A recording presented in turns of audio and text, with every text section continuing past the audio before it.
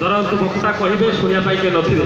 ଠିକ୍ ସେଭଳି କୃଷ୍ଣଙ୍କର ବଂଶୀ ଭୋଜନ କରି କେହି ନାହାନ୍ତି, ସୁଦାମା ସେଥିପାଇଁ ଆସିଲେ ଏବଂ କୃଷ୍ଣ ସେମିତି ବଂଶୀ ଭୋଜି ଚାଲିଥାନ୍ତି। କିଛି ସମୟ ପରେ ଦେଖାଗଲା ସୁଦାମାଙ୍କ ମୁହଁରେ ଯେଉଁ ହସ ଥିଲା ଆସ୍ତେ ଆସ୍ତେ ହସଟା ଉଭେଇଗଲା। କିଛି ସମୟ ପରେ କିଛି ସମୟ ଭିତରେ ଯମୁନା ନଦୀର ପାଣି ସ୍ତବ୍ଧ ହୋଇଗଲା।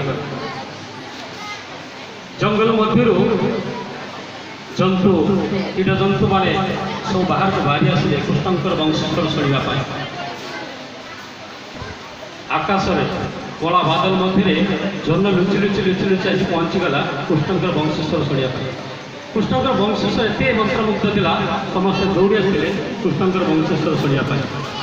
ପରେ କଥା କହିବାର ତାତ୍ପର୍ଯ୍ୟ ହେଉଛି ଏ ରଜ ମହୋତ୍ସବ ମୁଖରାର ଯେଉଁ ଆରମ୍ଭ ହୋଇଛି ଅଳ୍ପ ଦିନ ଭିତରେ ଏତେ ସୁନ୍ଦର ଭାବରେ ଏତେ ସଫଳତା ଶୀର୍ଷରେ ପହଞ୍ଚାଇଛନ୍ତି, ଏତେ ସମାଜ ପାଇଁ ଉଦାହରଣ ସୃଷ୍ଟି କରିଛନ୍ତି। ଆଜି ପ୍ରଭାତ ଭାଇ କହୁଥିଲେ ଏ ପାଖାପାଖି କିଛି ଗ୍ରାମର ମିଶି ଏସବୁ କାର୍ଯ୍ୟକ୍ରମ ହେଉଛି। ମୁଁ କହିବି ଏ କାର୍ଯ୍ୟକ୍ରମ ଏତେ ନିଆରା କାର୍ଯ୍ୟକ୍ରମ ହେବ ଏ ରେମୁଣା ବ୍ଲକ କାହିଁକି ବାଲେଶ୍ୱର ଜିଲ୍ଲା କାହିଁକି ସମଗ୍ର ଓଡ଼ିଶାରେ ଏକ ସ୍ୱତନ୍ତ୍ର ପରିଚୟ ସୃଷ୍ଟି କରିବ, ସମସ୍ତଙ୍କୁ ଏକ ସୂତ୍ରରେ ବାନ୍ଧି ରଖିବ।